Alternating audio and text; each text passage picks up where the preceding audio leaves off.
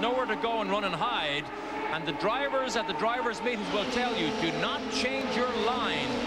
Put the onus on the faster car to make the move all the time as Tracy comes in.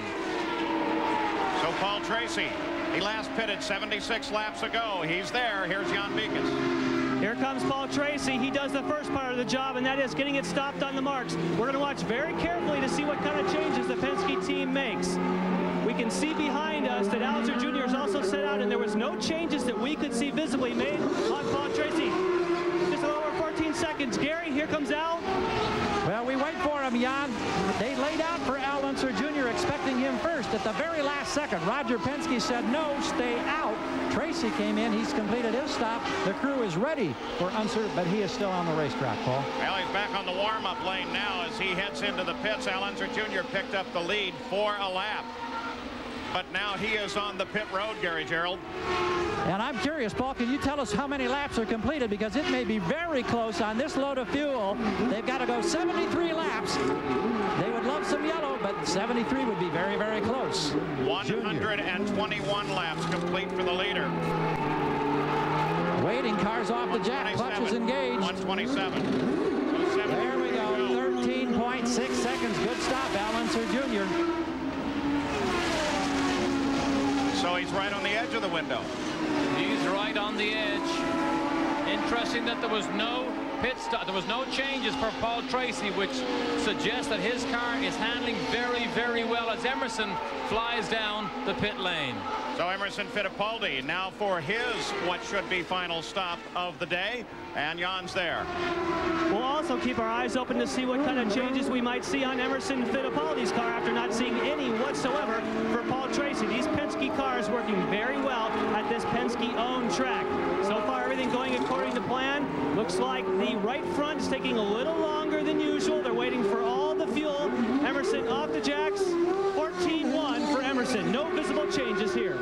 Paul Tracy's already flashed across the line, running at full speed, so not even close coming out. Paul Tracy will reassume the lead of the race as Emerson Fittipaldi tries to bring it back up to speed on these warm-up lanes. That's a Rick Mears innovation, an area the cars can run on while they do come up to speed, and also can definitely use when they're warming up in practice. Emerson on that run did a total of 80 laps. There were 9 yellow flag laps within that, so that does suggest that 72 or 3 laps is easily attainable for this last run with only 70 laps to go from here. So it's Paul Tracy, Al Unser Jr., Emerson Fittipaldi. The lineup once again after the stops. The intervals remain about the same, though Paul Tracy picked up 2 or 3 seconds on Al Unser Jr. was able to pull another almost 2.5 seconds away with those stops. He now sits 7 seconds ahead of Al Unser Jr. Great shots here. We're on board Fernandez. That's the Reynard. Emerson looks down the outside. It's the harder move, but he takes the advantage of traffic. Now he's stuck. He's caught. Caught up behind Mark Smith's car. Drops in behind Matsushita. Back on board Fernandez. Watching for Fittipaldi's next move. Emerson to the high side again. That Penske is so good on the long way around. You don't have to pull the car to the apex very much, but Fernandez was happy to let him go anyway because he was about to peel off. Fernandez 82 laps since his last stop, so he'll definitely be stopping well within his fuel window. And he won't take too many chances. Remember, he led in Vancouver, ran this car out of fuel, but he's safely in now. Fernandez having a tremendous run, currently 5th. Well, still Rick Gallis and the team are willing to gamble a bit by carrying him that far. Some adjustment to the front wing as Fernandez is ready to go back in the fight. Remember, the flow of the fuel actually controls the time of these spots, and Villeneuve almost gets into the side of Fernandez as he comes out, Gary. That was pretty close, Paul. There wasn't a lot of room between the two, but young Jacques Villeneuve hit the spot perfectly, and Fernandez had no difficulty as he got through and goes back on course. Tire change already complete. Boy, that was fast. Waiting for that fuel, and as you mentioned, gravity flow tough late in the race. 14.9 seconds. Villeneuve back onto the warm-up lane. And again, Derek, a substantial adjustment to the front wing. I lost count of the number of turns they adjusted Villeneuve's front wing, so he's obviously not happy, and Jan Beekes is down with Boesel. Raul Boesel has received 4 tires. He's got all the fuel. Burns out here. Very quick stop for the Dick Simon team. Remember, he's at pit in, whereas all the other pit stops we saw were on pit out. So the crew comes over the wall waiting for Willie T. Ribb's stop. The order still maintains static as they run through their stops on green flag. Only one yellow of the day. We're averaging 145 miles an hour. That is well below the race record set last year by Nigel Mansell at the Boss Spark Plug Grand Prix. The leader is still Paul Tracy. Into the onboard camera. Whoa. Lost steering on that impact with the wall. That turned him to the inside Armco barrier and completely out of control with regard to steering as he came out to the wall. But the good news is there is Adrian. He limps a bit. We hope he's okay. Obviously, he's not life-threatened. What a wonderful run he had going, though, to end it against the wall. Let's go to Gary Gerald. Barry Green keeping a track of Jacques Villeneuve. Now tell us what you know. Did he radio and indicate there was contact? Well, all we heard, Gary, was just that he touched wheels with Fernandez. I don't know exactly what happened, and we hit him pretty hard, so we decided we'd come back in and put a new set of wheels on just to be sure. Everything looks okay at the back, but I don't know exactly what happened. We're having a little bit of trouble, just loose, loose, loose. Thank you. That's a recurring theme. We're hearing that loose story all up and down pit road all afternoon, Paul. Definitely a recurring theme is Derek Daly.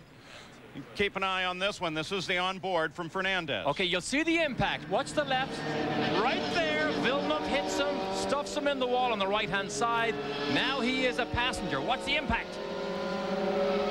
Hard impact to the inside, and then he goes down. Now watch the top of the screen here. There's Villeneuve in the blue car. He hits him. He puts Fernandez in. We had only just mentioned it. Now, we had mentioned about looking in your mirrors, being aware of what's going on behind you. Fernandez is obviously quicker. There's Villeneuve moves across. There's the impact. There's Fernandez in the wall. And a Penske car has to take avoiding action as Fernandez goes outside to inside, back to the outside, and the tires follow him all the way down here. You got a real good indication in that situation, too, the danger of the right front tire in an impact with the wall on the right front as it came sweeping back. Fortunately, it's designed enough in a way that it tries to keep it out of the cockpit, and you saw a very good example of that there. And then, of course, the nose vacating itself as soon as they got to the inside barrier. Watch the right front here. You'll just see Villeneuve over the right side of Fernandez's helmet. There's the contact. There's right there. Now the wall, and watch the wheel come back. There's the magnesium flash fire. The wheel winds back, goes over the side, but the high cockpit sides of these Indy cars are used to deflect debris or suspension or anything. Oh, Sir Fernandez turns his head to the right, bracing for that second impact. And 2 points in the danger. One, that the wheel is in fact heavy, but also that it has a gyroscopic energy as it spins around in the air. Well, under yellow, second of the day, Paul Tracy is the leader. We're back in Nazareth, Pennsylvania, the Boss Spark Plug Grand Prix under the second yellow of the day, 144 laps. Paul Tracy was the leader. He still is at 146. Average speed well off the race record. We've had 2 cautions. We're in the second one of the day, and the late changes have all been among the Penske cars. Here are the cars out of the race. Ari Leyendijk was the first. Mario Andretti in his contact with Eddie Cheever. Robbie Gordon climbed out of the car, as did Nigel Mansell. And of course, we have this situation now with Adrian Fernandez and a question mark in the column alongside Jacques Villeneuve, who was involved in this. Came in, they picked up new tires and sent him back out, but he has been in one time since then. Let's go to Gary Gerald. We can explain that scenario, Paul. They felt that the set of tires that they took off, they inspected, they appeared to be very good. They liked the way the car had been handling with that set of tires, so they brought him in because he was at the end of this single file procession. They went back to those tires, took the stickers off. They were out there for only a couple of laps of yellow, and so he's hoping that he'll be able to move forward from there. Let's go to Jan. Gary, there were other beneficiaries to that yellow flag. One was Michael Andretti. He's had a tough day, so tough that he ran out of fuel, coasted in, just barely made it to the pit. They were able to put 4 tires on that car because it was a yellow flag, then bring out the starter, get it fired. He didn't lose nearly as much time as if it had been green. Paul?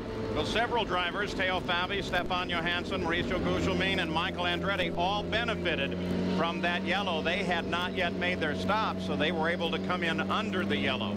Second yellow of the day with Paul Tracy still the leader of the race. We should be back to green flag racing very shortly.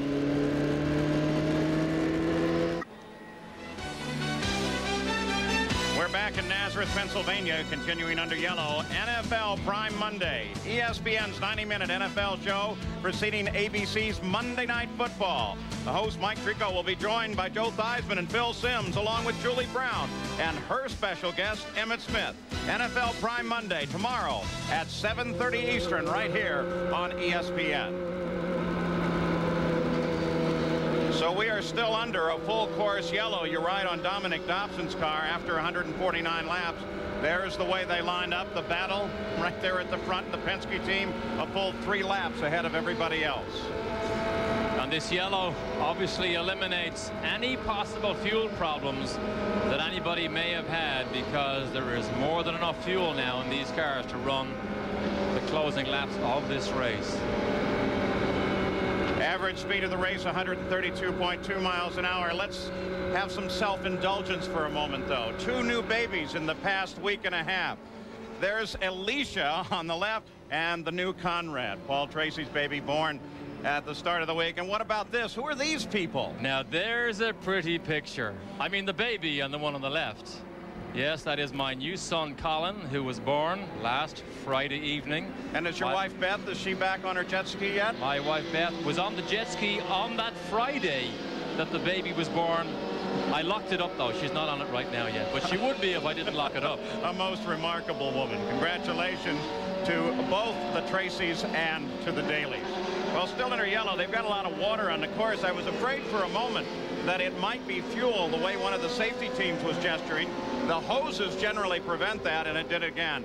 The Bosch company saying arrivederci to Mario as well, in a plane towing a banner high over the track, and beautiful blue skies here in eastern Pennsylvania, not that far from the border with New Jersey. Murray, let's bring you back in for a second again. Murray Walker. John Watson, your partner, is here in the booth as well, but I think we have to pay him a lot more money if we have to bring him on. What do you think thus far? It's terrific. It's been action all the way. What impresses me, I think, most of all, Paige, is the way the Penske cars are dominating the race. First, second, and third at the moment, Paul. We are sending Nigel to you. You sending anybody to us next year? Well, I know Derek Warwick is trying to get over. He doesn't live too far away from me either, and I know he's been over here several times. I've heard a rumor that he's going to be driving an Alfa Romeo in the British Touring Car Championship, but Derek would like nothing more than to be in single-seaters again and right here. And he would be a fine representative for us. I think he'd have a good time here. Let's go to the pits and Gary Gerald. Let's get a quick word, Paul, from John Buzlack, the crew chief for Paul Tracy. Now, you're out there in front, and you were very nearly involved in that Fernandez-Villeneuve incident. Are you concerned about running over any debris or anything like that? I think everybody's concerned about running over stuff. The drivers can pretty much see what's going on. If he's comfortable and, you know, and confident that he didn't run over anything, then, you know, we just got to go with what he says. It's his call, basically. Car's working well? Very well. All the Penskes are working fabulous. Well, we've heard so many teams talking about how loose they've been. Here's a happy team down here, obviously. 1, 2, 3 again. Well, and you only have to